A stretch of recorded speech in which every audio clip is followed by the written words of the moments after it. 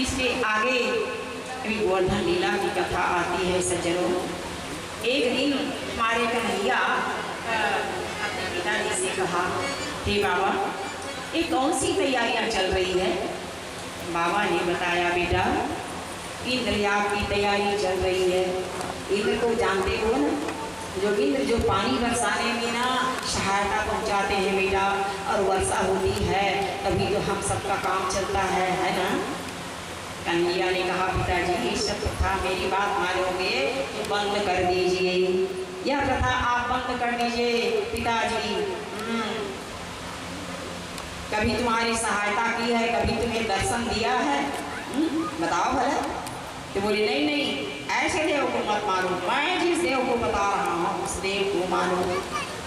तो बोले वह कौन है बेटा? तो बोले गोवर्धन। गोवर्धन नाथ की पूजा करिए पिताजी, जिससे हमको सब कुछ प्राप्त होते हैं।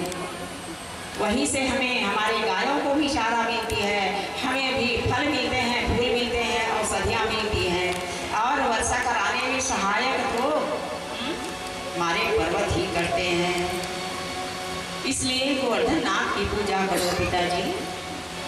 हमारे नंद बाबा जी अपने बेटा की कहा मानते थे, जो भी कहते थे कन्हैया जी अपनी लल्ला जी उसको मानते ही थे।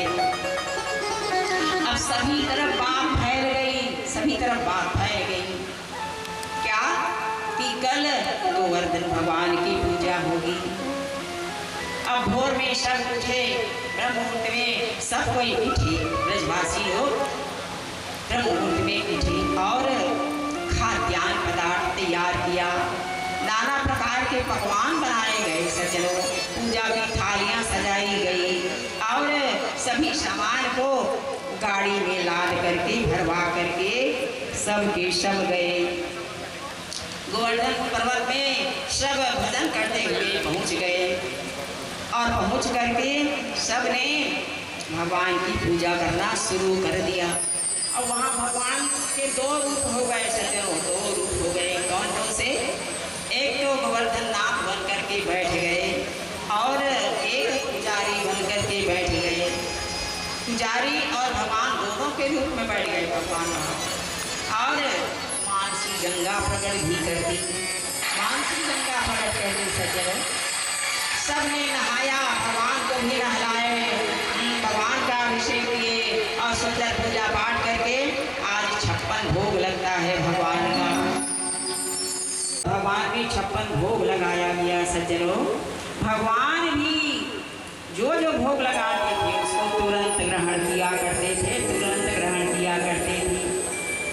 आज का भोजन 56 भोजन भगवान को परम प्रिय है सज्जनों, वे स्वयं ग्रहण करते हैं 56 भोजन को। इस भोजन में से प्रसाद सभी को मिलना चाहिए सज्जनों, हाँ कि सभी को मिलना चाहिए। इसमें का प्रसाद सब में तुलसी दल डाल दीजिए, सब में तुलसी दल छोड़िए। और त्वदीयं वस्तु गोविंद तुभ्यमेव समर्पये, सब में जल घुमाइए, तुलसी दल छोड़ करके सज्जनों। भैया तुलसी दल। इस प्रकार से सबने गिरिराज की पूजा की और वहाँ मानसी गंगा में सबने स्नान किया, ध्यान किया। अब क्या करते हैं, इंद्र जो है वहाँ से स्वर्ग से देख रहा था। इंद्र देख देख करके जल में राख हो गया था। इंद्र देख करके जल में राख हो गया था और कहने लगा शायद इस बालक को मालूम नहीं है कि मैं कौन हूँ, मैं इंद्र हूँ, देवेंद्र हूँ। इस बालक को मालूम नहीं है। इंद्र ने कहा कि बरसूंगा अगर प्रलय होकर गिरिराज तलक बढ़ जाएगा, ही जब नहीं रहेगा तो ब्रजराज कहाँ से आएगा। इंद्र ने कहा यह बालक को मालूम नहीं है कि मैं कौन हूँ, देवेंद्र हूँ, देवताओं का राजा हूँ, अब इसे पता चल जाएगा। उन्होंने क्या किया, गणेशावटकं मेघानां चान्तकानां इंद्र प्रचोदयत् क्रुद्धो वाक्यं चान्ये यशमानुष। इंद्र ने कहा बालक तुम्हें मालूम नहीं है, मैं गणम नाम का सामभट्टक नाम का मेघ को भेज रहा हूँ, जो बालक के सहित ब्रज को बहा देगा। इसी प्रकार से सोच करके सज्जनों मूसलाधार वर्षा होने लगी। इंद्र ने क्या किया, मूसलाधार वर्षा कराई।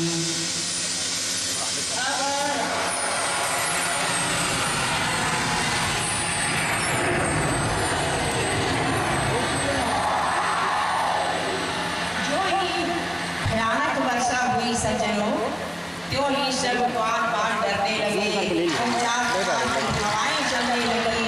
हे भगवान, हे कन्हैया, आइए कन्हैया, दौड़े कन्हैया, हमें बचाइए कन्हैया।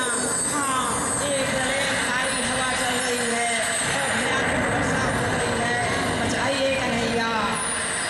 कृष्णाय वासुदेवाय हरये परमात्मने प्रणतक्लेशनाशाय गोविंदाय नमो। हे कन्हैया, हमें बचाइए, तुम्हारे सिवाय हमारे बचाने वाले, रक्षा करने वाले कोई नहीं है ना। इस प्रकार से सब विनय करने लगे। भगवान ने कहा सुनो सुनो सुनो मेरे सखाओ, मेरे भक्तों सुनो, चिंता ना करो, सब कोई तुम सब तो गौओं की सेवा किए हो ना। हाँ, सब ने की है कि नहीं बताओ। हाँ हाँ की है, तो सब कोई लाठियाँ उठाओ, उन्हीं के पुण्य से सब अपने अपने हाथ से लाठियाँ उठाओ, और मैं भी उठाऊंगा, मैं भी अपनी उंगली लगाऊंगा। तुम लोग पहले लगाओ लाठियाँ अपनी अपनी, क्योंकि तुम लोग बलशाली हो, मुझसे बड़े बड़े हो। भगवान अपने भक्तों को क्या करते हैं, आदर देते हैं सज्जनों, आदर देते हैं। सभी ने अपनी अपनी लाठियाँ उठाई सज्जनों, बड़ी बड़ी लाठियाँ।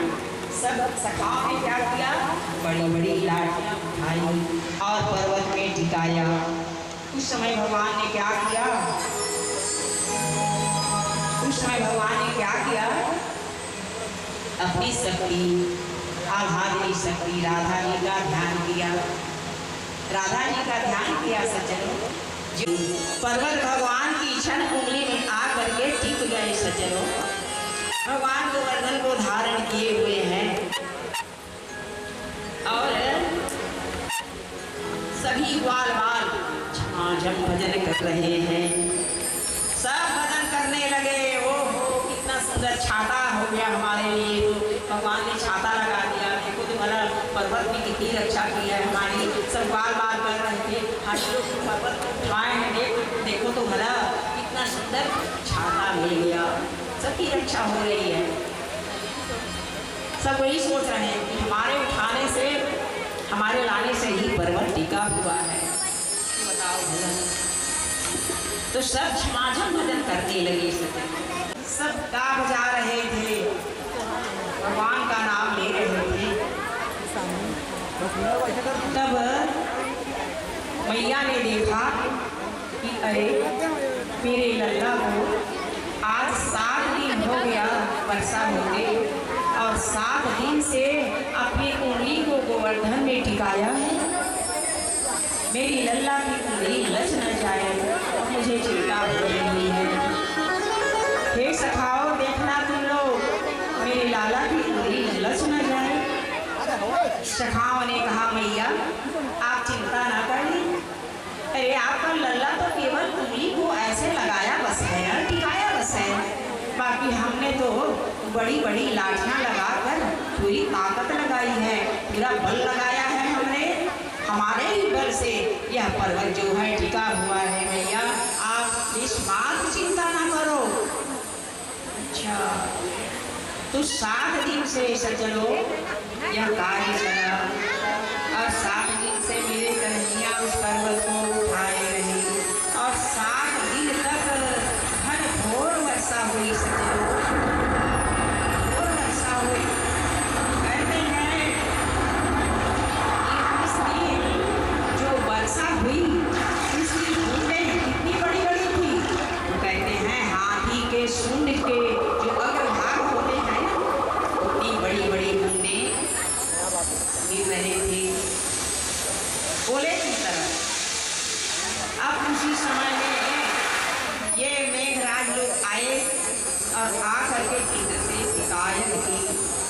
इंद्र से कहा कि महाराज अब तो 7 दिन की वर्षा होने पर हमारे पानी वाले टंकी में एक बूंद भी पानी नहीं है।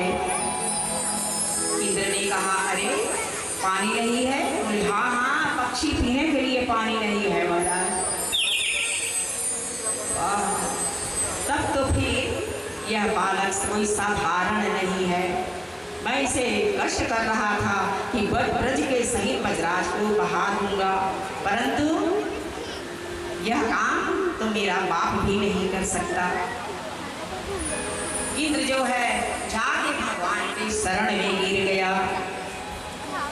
आखिर थक कर हार कर तज कर शब अभिमान और गिरा चरण में कृष्ण के पाहि माम भगवान। बोलिए श्री कृष्णचंद्र भगवान की जय। अब इंद्र ने क्या किया सज्जनों, जान गए कि यह साधारण बालक नहीं है भैया, ये तो त्रिलोकीनाथ है। जाके शरण में गिर गया और भगवान को कामधेनु गाय के दूध से अभिषेक किया। अभिषेक किया सज्जनों, और एक नया नाम आज फिर पड़ा भगवान का। क्या? गोविंद नाम पड़ा, गोविंद नाम पड़ा। वे सभी इंद्रियों के राजा होते हैं, स्वामी होते हैं। सभी इंद्रियों के स्वामी हैं हमारे ठाकुर जी सज्जनों, इसलिए उनका नाम गोविंद नाम हुआ। बोलिए श्री गोविंद भगवान